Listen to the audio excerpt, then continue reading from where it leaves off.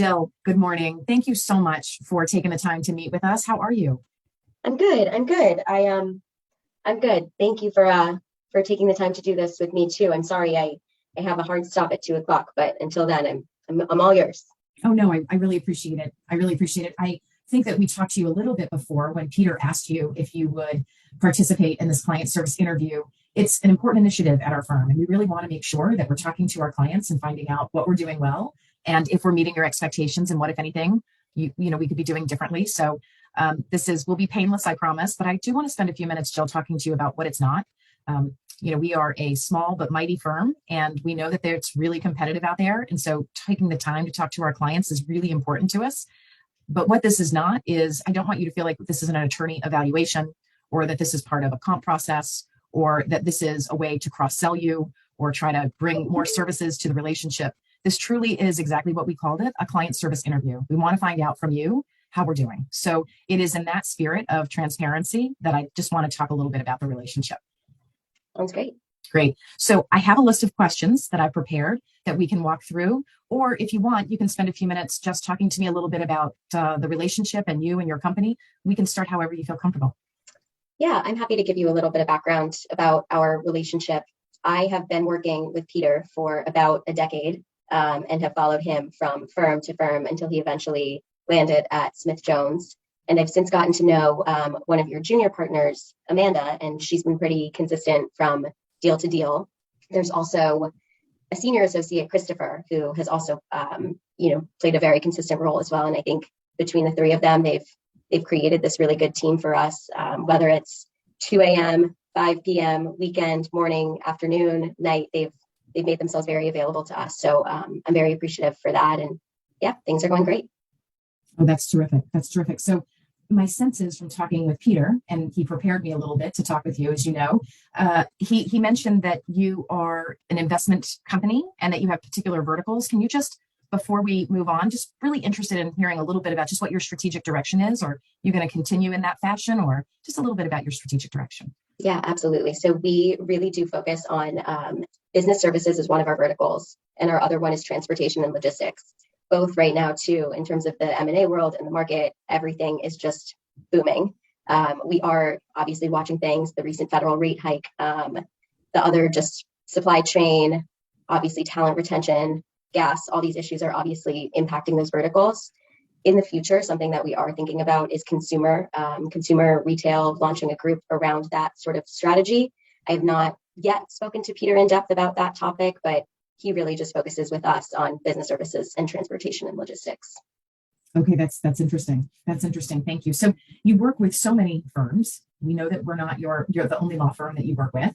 What's important to you, Jill, when you're thinking about working with a law firm and hiring a firm and really moving forward in that relationship? Getting the deal done for us is critical. I mean, that's how I make my living. That's how I pay my people. That's how we make sure we're continuing forward. So aside from that, responsiveness is everything, and just making sure that we are hearing from the team. We are being kept in the loop. The no update is our favorite from Smith Jones. Our ability to stay connected, stay in the process, know what's going on at all times is important, even if, I love Peter and love his family, and I know he needs to take a vacation. Then I need Amanda there or Christopher to make sure that we know what's going on. I don't like over lawyering. I don't like the adversarial aspects of some of the deals that we've seen, and it's not on our end, but when we see in the other side of the table these lawyers who are trying to sort of show that they're the most intelligent in the room, we don't need that. We don't want that on our end at Falcon.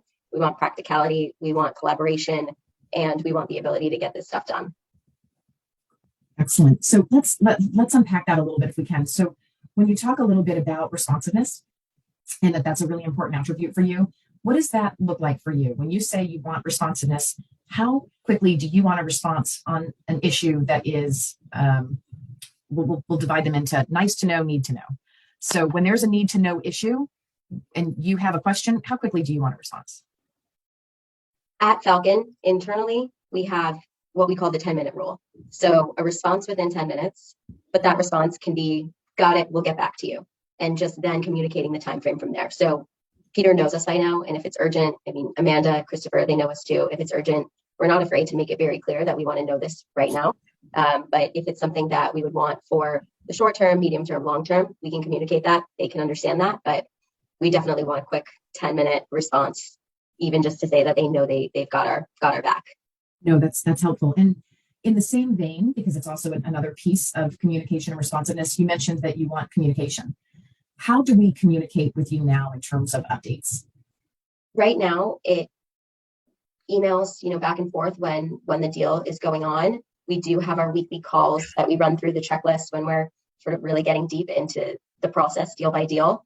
Though those weekly calls or those checklist calls just happen based on where we are in the deal. So if there are things that we know we're going to need to be talking about, the calls happen weekly. If it's a slower time or we're going from deal to deal, those calls aren't happening. Sometimes that's okay with us. Sometimes we wish we had that standing time just to be able to say what's on our mind, think about, what we can plant the seed for the future. So I have thought about talking to Peter about that just to kind of keep up that consistency. But for now, they are weekly. When something is more urgent, of course, we'll pick up the phone or send an email right away. Sure. And you also just mentioned, not over lawyering and getting the deal done. So I noticed that you said something about the deal personality. You don't want it to be adversarial. You want it to be collaborative. Are there other ways that you want your lawyers to be the extension of Falcon? Are there other attributes that are important to you around the deal personality? I think that right now, what I am facing, just being the head of my department, I have 6 people who work for me. I am in huge need of some sort of assistant or senior general counsel. Right now, we just don't have the budget for that. So for me, what I really look to Peter and Amanda, and to many extents Christopher for, is that business advice as well, just because it's something I am not getting. Some of the folks in my department too, they're a little bit newer. So I really just want Peter, Amanda, and Christopher to feel like extensions of my team. They know how I lead. They know how I think about certain issues. So I really do want them, if I'm not on the call, to just make sure they are carrying along that institutional knowledge that we've built, and just making sure that they represent who I can be or who I am, because I clearly can't be in all of these different places at once. Sure. No, that makes complete sense. So I want to make sure that I am respectful of time. So, every interview and all of our feedback, we ask for qualitative and quantitative feedback.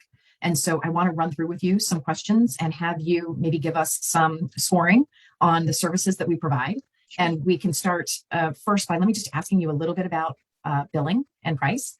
Would you say that our rates are below market, at market, or above market?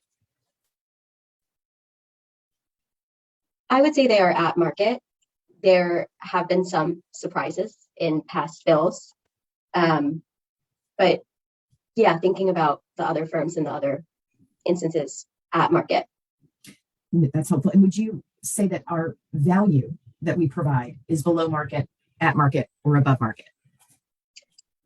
Above market. I couldn't live without Peter. He is truly that extension of Falcon, and I've never seen him at a position where he wouldn't be at an advantage. So absolutely higher than market.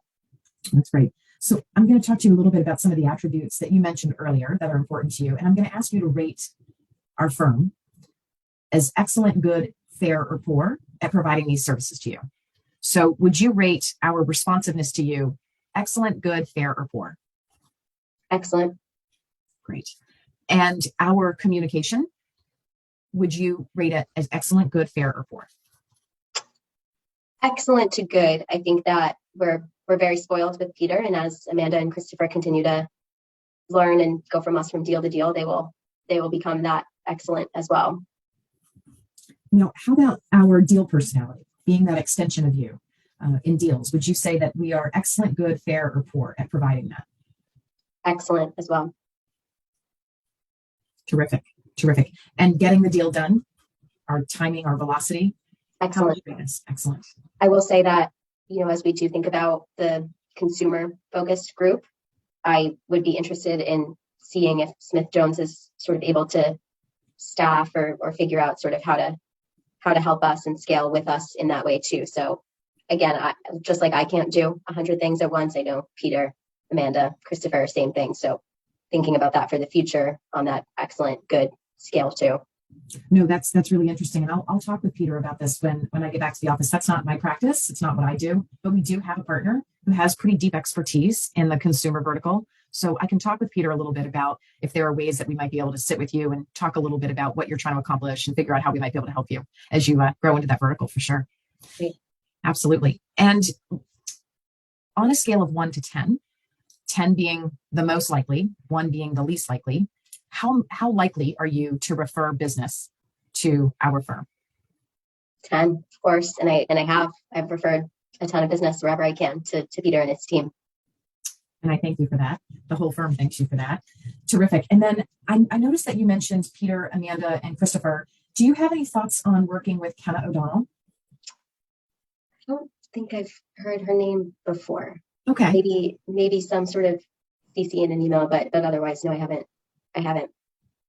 Okay, no, that's really helpful. And I want to be again considerate of time. So as we wrap up, I again want to thank you very much. This is a really important initiative for us, and you've given me a lot of really great insight, and I'm excited to go back and share it with the team. I want to talk to you a little bit about what happens because we are going to take this to the team and we're going to think about ways that we might be able to improve our service. And then we're also going to think about ways that we might be able to institutionalize what we do. So I just want to wrap up with a couple of questions. Are there some things that you've seen other law firms do that have really exceeded your expectations? Something I've really appreciated from service providers are those sort of complementary trainings, whether they're the HR focused trainings, some industry updates. I think those are always valuable for me, for my team, especially as some of them are just joining Falcon or our business verticals in general. Oh, that's excellent. Thank you. Thank you. That's interesting. And in closing, is there anything that I should have asked you that I didn't, or some thoughts that you wanted to cover today that we haven't had a chance to talk about yet? I want to say thank you. This, I think, is something that my company and Falcon should be doing more of. These feedback interviews, I think they would be helpful for us. So you gave me a good idea that I'll add to my very long list of things. And one more thing to note too, we are really trying to focus more on diversity, equity, inclusion. These are obviously hot topics that everyone is thinking about these days, but to the extent that you, Peter, Amanda, Christopher are sort of coming across these issues or resources, I would welcome any emails or any information that could be helpful for me too.